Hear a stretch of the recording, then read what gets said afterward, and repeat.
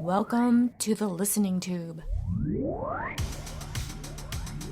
Hello. Thank you for putting your ear to the listening tube. I'm your host, Bob Woodley. On this episode, we'll hear about the man who discovered oxygen, the lord of the swimming pool, 1970s New York City, and more free speech. But first, Not the headlines. there's a lot of talk about the recent Supreme Court ruling about a woman in Colorado who didn't want to create a website promoting a gay wedding. Comparisons are being made to another Supreme Court case involving a Colorado baker who didn't want to create a wedding cake for a same-sex couple. There's also a lot of talk about how this was a hypothetical case that had no business being in front of the Supreme Court. Well, I'll see what I can find out. But first, here's my overall view of the premise. Should this case have been found before the Supreme Court at all? Is it based on a hypothetical? Should the Supreme Court make judgments on hypotheticals? Jurisdiction is usually one of the first things the Supreme Court looks at before they agree to hear a case at all. By the time a case gets that far, it's usually been through a thorough vetting process by both parties at every level where a ruling has been made. The idea that the Supreme Court would entertain a case that has no legal foundation is highly unlikely. A story about the ruling, written for a publication called Them by Matthew Rodriguez, says the case came about when a request was made to make a website for a gay wedding. I didn't know weddings had their own websites, or why a wedding would need one, but whatever. Anticipating that as a web designer, the woman in the recent case was looking for clarification, or so she claims, as to what the penalty might be if she were to be asked to design a website for a gay wedding. She wondered that because she's a religious person and doesn't believe in gay marriage. That doesn't mean she wouldn't design a website for a homosexual. If a gay man or a woman wanted a website for their plumbing business, pun intended, she's happy to work with you to create an eye-catching website that's sure to improve your sales. What she didn't want to do was create a website celebrating same-sex weddings when she didn't think they were right. Here's where it gets tricky. Her beliefs are based on her religion. She doesn't believe her talents, aka her artistic voice, should be used to promote something in which she doesn't believe, regardless of what it is. In this case, it was gay marriage. She might also argue against making a website promoting satanic beliefs for the same reason. But if you're just a devil worshiper who wants to promote his family-friendly restaurant, that's a different story. So while those who disagree with the ruling are calling it anti-LGBTQ discrimination and calling for more separation of church and state, this isn't a religious case. The Supreme Court made it clear that this is a free speech issue. Although both freedom of religion and freedom of speech are both covered in the First Amendment, the decision is being derided by its detractors as a religious case.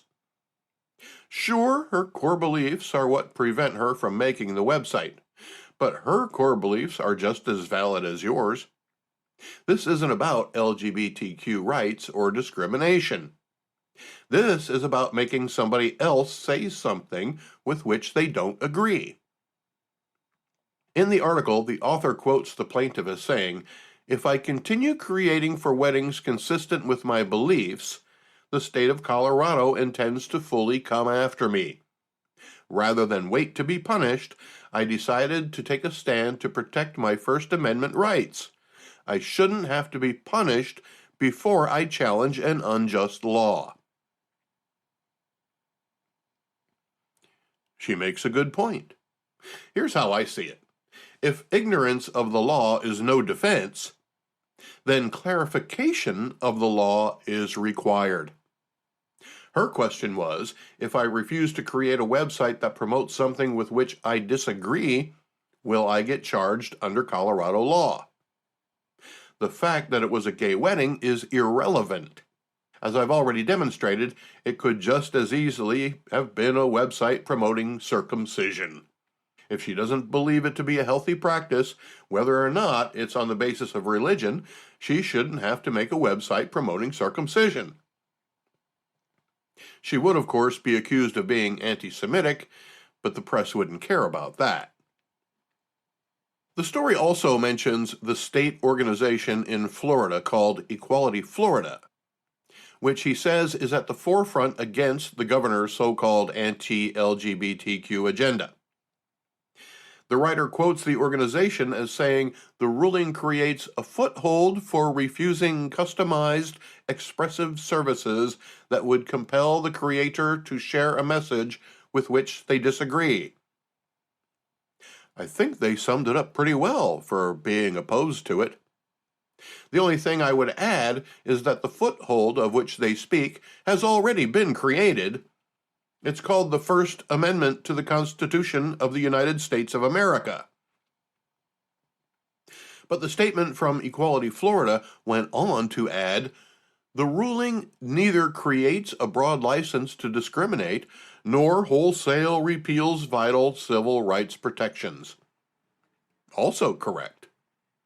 The real-world applications of this ruling will be minimal at best. It's not likely to change a single thing in our everyday lives. If you're a gay couple who, for some reason, wants a website for your wedding, I'm sure there are places that will happily make one for you. Just because you found one that doesn't want to isn't the end of the world. Don't be a bridezilla.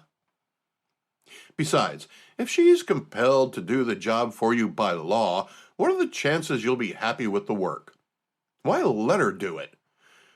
She's not going to do a good job for you anyway.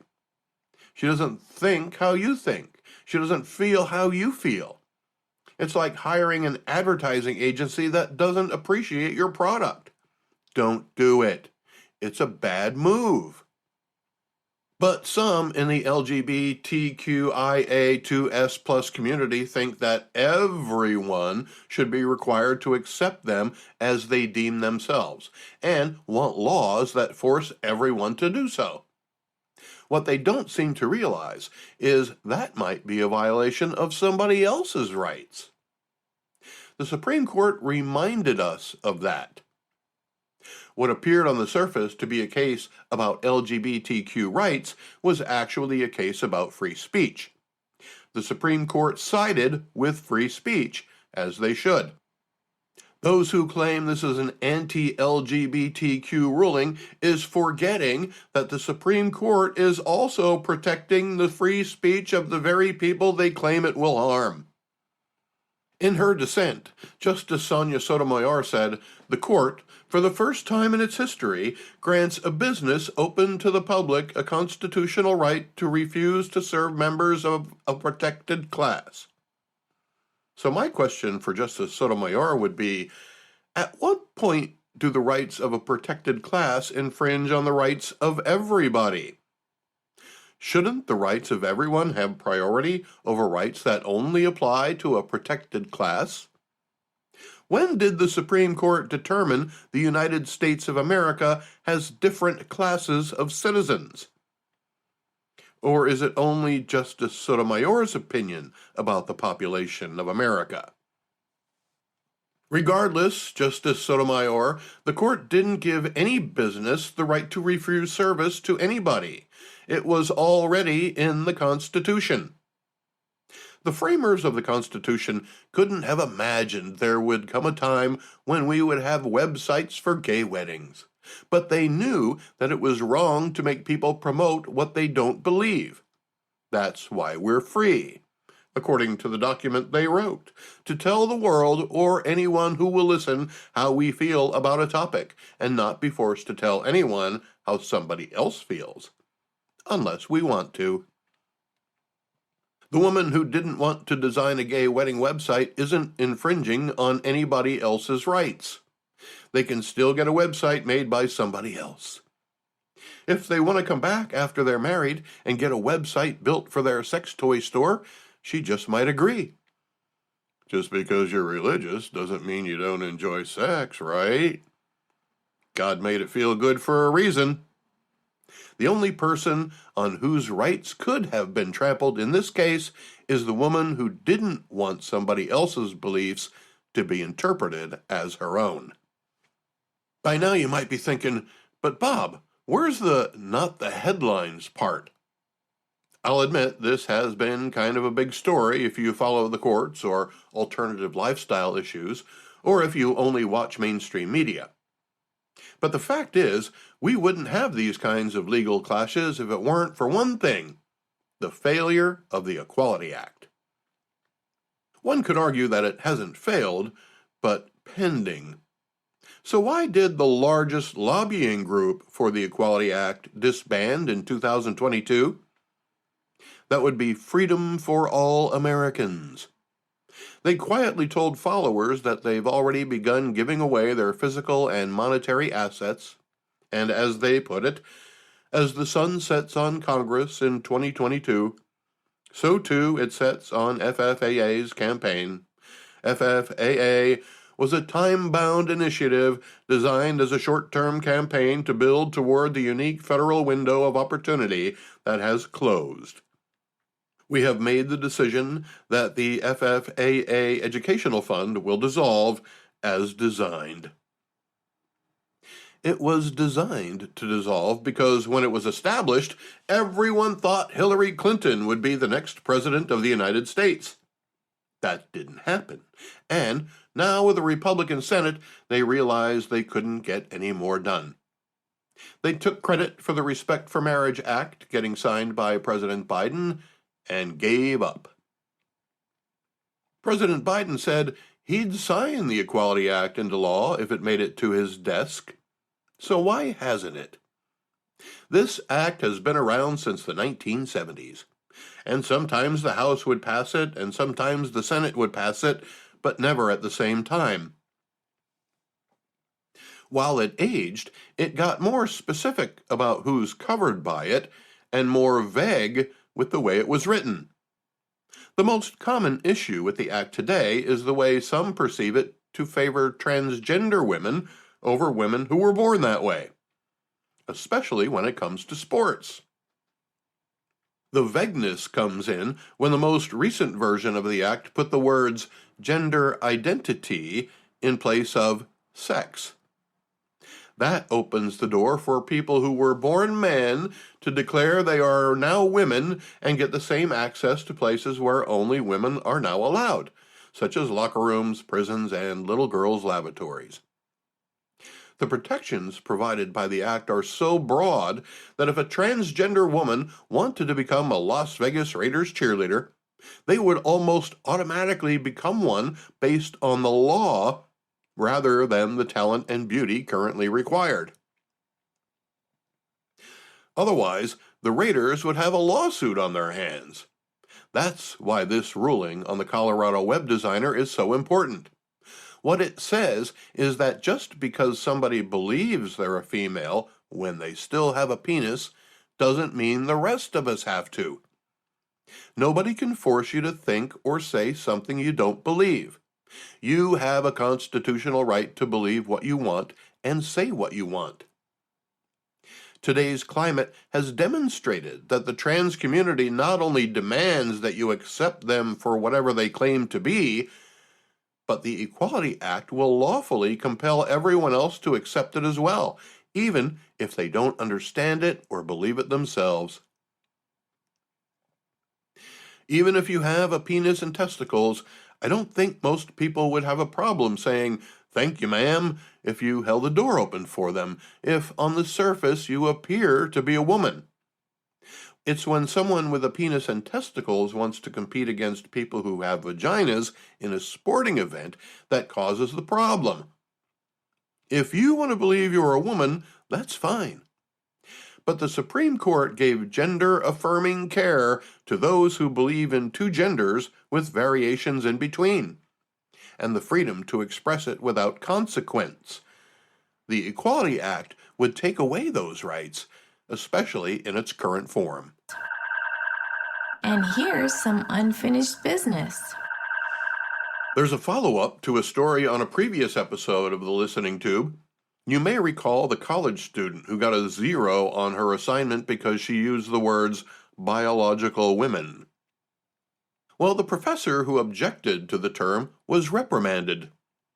Then the reprimand was rescinded. A story in the Cincinnati Enquirer explains why. The professor argued that her decision regarding the assignment was well within the boundaries of acceptable censorship outlined in the University of Cincinnati's free speech policy, which is where this happened. It turns out that the University of Cincinnati does allow censorship in its classrooms.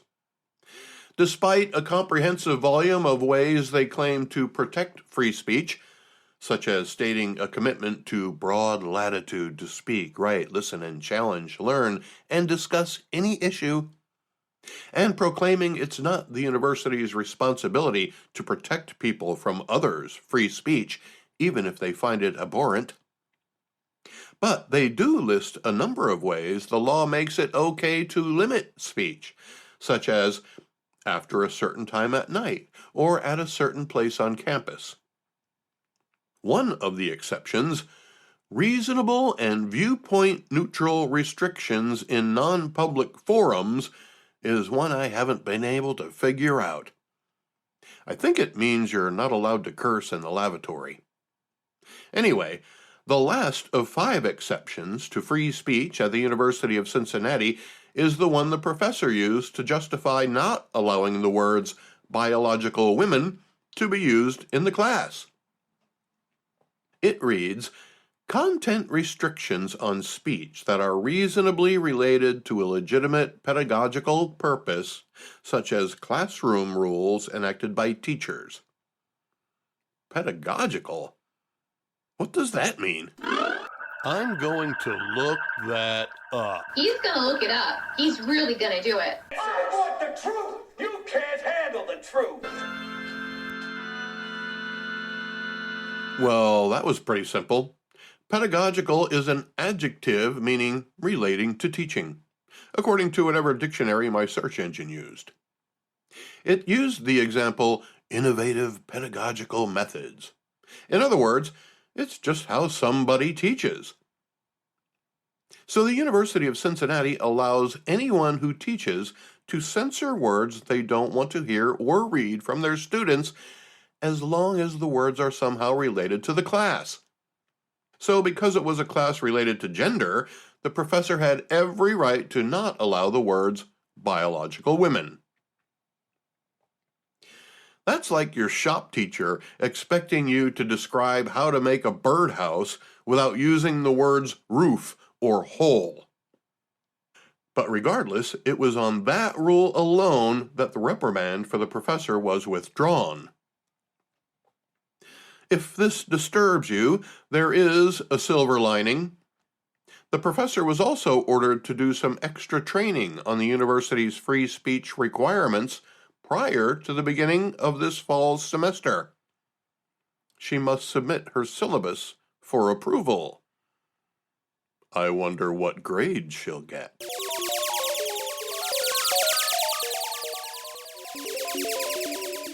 Let's go back through the listening tube for This Week in History.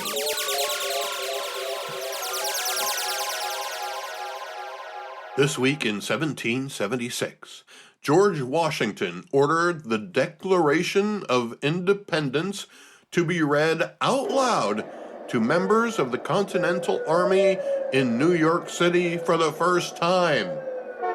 They may not have heard it well over all of the traffic, but it seemed to rile up the troops nonetheless. The rest, as they say, is history. This week in 1778, during the American Revolutionary War, King Louis XVI of France declares war on the Kingdom of Great Britain. That's right. For those of you who forgot, France helped the United Colonies win the Revolutionary War. This week in 1791, the Priestley riots drive Joseph Priestley out of Birmingham, England. The riots lasted 3 days, while a mob burned down homes of so-called dissenters, who they felt were betraying the Church of England by creating another form of Protestantism. Priestley went to London, where he was vilified for his support of both the American and French revolutions, so he didn't stay long. He ended up moving to the new United States of America, where he distanced himself from politics and concentrated on science. He was a brilliant man, and built a laboratory in his home in Northumberland, Pennsylvania, where he would spend the last 10 years of his life. He's credited with discovering oxygen and a host of other gases, such as nitrous oxide and ammonia, as well as carbon monoxide. He's also credited with discovering the carbonation of liquid, which we all enjoy today as soda pop or soft drinks.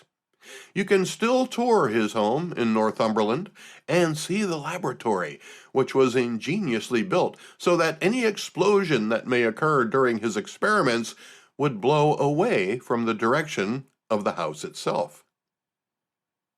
This week in 1868, the 14th Amendment to the United States Constitution is ratified, guaranteeing African Americans full citizenship and all persons in the United States due process of law. It seems like we were just talking about that. Oh yeah, that's right. It's the reason affirmative action was struck down by the Supreme Court. This week in 1913, in Death Valley, California, the temperature hits 134 degrees Fahrenheit. That's 56.7 Celsius. The highest temperature recorded in the United States. Climate change, said nobody. My wife and I were just there about a month ago. At that time, the temperature was a chilly 111, 23 degrees colder.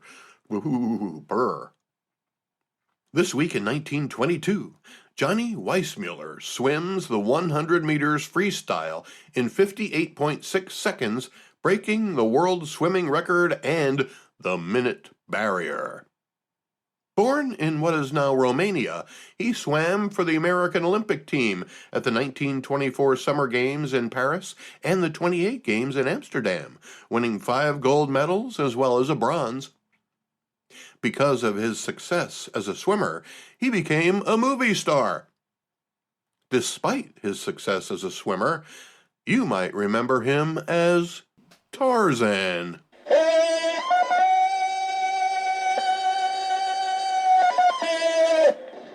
Weissmuller starred in 12 Tarzan movies, according to Wikipedia, as well as 16 Jungle Jim movies and 26 episodes of a Jungle Jim television show. This week in 1955, the Russell-Einstein Manifesto is released by Bertrand Russell in London. It began with the following statement: I am bringing the warning pronounced by the signatories to the notice of all the powerful governments of the world in the earnest hope that they may agree to allow their citizens to survive. The manifesto was anti-nuclear war and called for a conference of scientists tasked with examining the dangers and the possible elimination of humanity by weapons of mass destruction, which at that time was the atom bomb. This week in 1973, John Paul Getty III, grandson of oil magnate J. Paul Getty, is kidnapped in Rome. I was in Air Force basic training with a guy named John Getty, and his family lived in Saudi Arabia. Naturally, a lot of people assumed he was part of the wealthy family. He wasn't. But if you were a pretty girl, he'd let you believe it all you wanted. This week in 1977, lightning strikes north of New York City around 8:40 p.m. plunged the Big Apple into darkness. For almost 24 hours, in the sweltering July heat, during a time of financial and social turmoil. The bright lights of the big city went out. Subways stopped working. Idle traffic lights led to gridlock as people were forced to find other ways of transportation. More than 1,000 fires erupted and looting went virtually unchecked.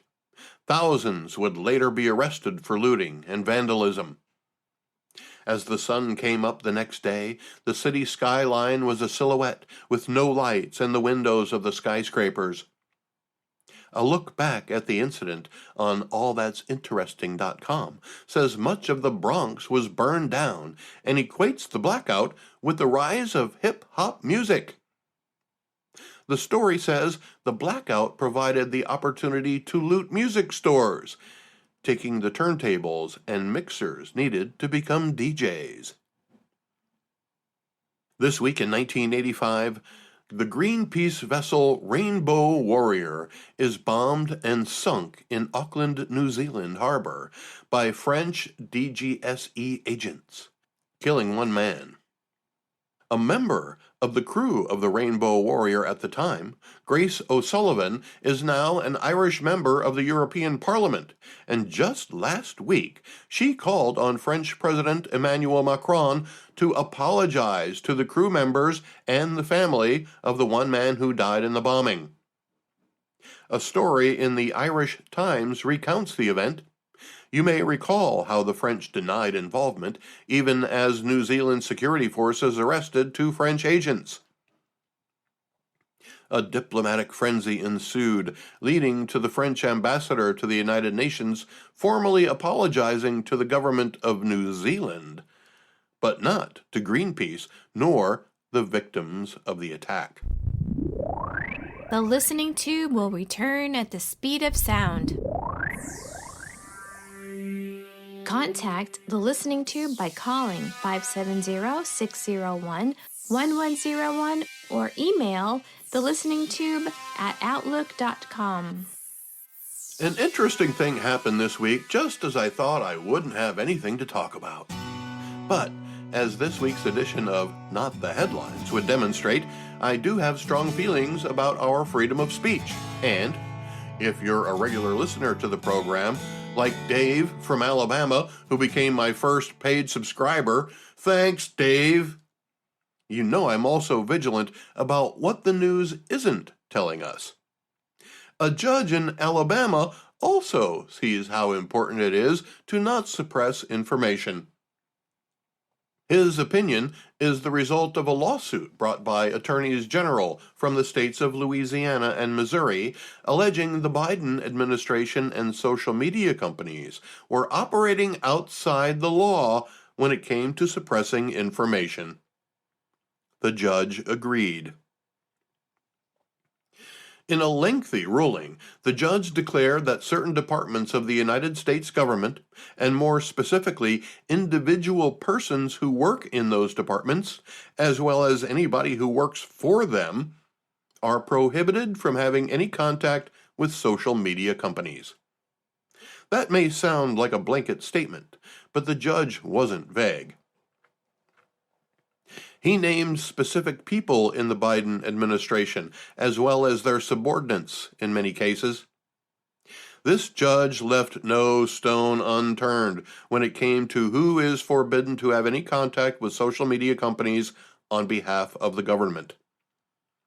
Not only was the judge specific about who could not have any contact with social media companies, he was also specific about the types of contact that was forbidden. Among the departments prohibited are the Department of Health and Human Services and the National Institute of Allergy and Infectious Diseases, as well as specific employees of those departments, the Centers for Disease Control, and the Surgeon General of the United States, as well as employees of the departments. Those prohibitions are obviously the result of the suppression of speech during the COVID-19 pandemic. But there's more. Even the Census Bureau and several employees were named in the suit. Well, that doesn't sound pandemic-related at all. But the big guns are still to come. The Federal Bureau of Investigation, yes, the FBI, and specific employees of the FBI are prohibited from specific contact with social media companies, as is the entire Department of Justice, plus basically anybody who works in the White House, including the press secretary, Karine Jean-Pierre, who was specifically named in the ruling. Not to mention the Secretary of Homeland Security and anyone in the department. There are other departments, and specific employees therein. The judge didn't deem some contact allowable after outlining all the ways in which the government couldn't communicate with social media companies. He did allow some things. Among them are reasonable ways in which the government might want to alert the public of a natural disaster or any other threat to public safety. And again, the judge was much more specific than I'll get here, but other protected areas were things like criminal activity and constitutionally protected speech promoting government information and basically informing social media companies of posts that might mislead voters or voting requirements. But make no mistake, the line has clearly been drawn. This judge in Alabama did his homework and came to the conclusions based on readily available evidence and information provided by the plaintiff. And what I'm telling you here is just the tip of the iceberg. This judge wrote a 150-something page ruling that cited specific actions by specific persons as examples of the ways the Biden administration may have violated people's right to free speech by pressuring a willing social media business to silence and limit the speech of opponents or alternate viewpoints. The government argues that they're battling misinformation to save people's lives. Certainly a worthy goal. But what it also implies is that Americans aren't intelligent enough to exist without government protection. I'm reminded of the man who designed a table saw that would prevent you from accidentally cutting off your fingers. I remember seeing it demonstrated on the David Letterman show. He used a hot dog to replicate the effectiveness of his device, which suffered no more than a slight nick before the blade of the saw stopped spinning in the blink of an eye. It was as if the saw itself had eyes and recognized something it isn't supposed to cut. When Letterman asked the man why his device isn't on all table saws, he was told that the government can't mandate it because every American has the right to cut his fingers off with a table saw if he wants to. It seems the federal government is all right with us cutting off our fingers, but not considering opposing points of view. We're living in a place where we can't believe what we're being told half the time, and the other half of the time we're wondering what it is we're not being told. Part of the reason for that is the collusion between the government and the social media companies. When the government can tell any media what to say or what not to say, we're all in trouble. That's exactly what the judge says was happening. There is an argument that the judge is limiting the free speech of the government, but it isn't impeding any legitimate government activity. Plus, it's not like the government is a corporation with the same rights as a human being when it comes to these matters. The government is and should be limited in its ability to influence those corporations to promote a certain viewpoint. If corporations have the same freedom of speech rights as individual people, which was the conclusion of the Supreme Court in Citizens United versus the Federal Election Commission in 2010, then if you want to influence people, you do it through the corporations. It seems the Democrats have had an advantage of that corporate influence when it comes to social media. And while it's okay for Zuckerberg and Bezos and Musk to promote their own points of view on their media behemoths, it's not fair for the government to instruct them on what to allow and what to omit or even limit. In response to the judge's ruling, the Biden administration is objecting, claiming the prohibition on meeting with social media companies prevent it from working on initiatives to prevent grave harm to the American people and our democratic processes. The court memo filed Thursday, according to AOL, also quoted the government as saying, "These immediate and ongoing harms to the government outweigh any risk of injury to plaintiffs if a stay is granted, and for the same reason, a stay is in the public interest." So the federal government says it's being harmed because it's not able to meet in private with social media people. My first question would be, why do you need to meet with them in private? Is it truly a national security concern? Who should decide if it is or isn't? If it is a national security concern, how do we know that's what you're actually talking about in the meeting? When a federal judge decides that a lawsuit brought by two states not only has standing, it concurs with the lawsuit and cites multiple examples of how the defendant, in this case the United States government, probably broke the law by limiting the free speech of others, then at the very least we need to examine the situation. A preliminary examination from where I'm sitting doesn't look good for the defendant. The sad part is the defendant is the federal government trying to use social media to suppress the digital opposition. Since the ruling, the Biden administration has been forced to cancel meetings that were already scheduled with social media representatives.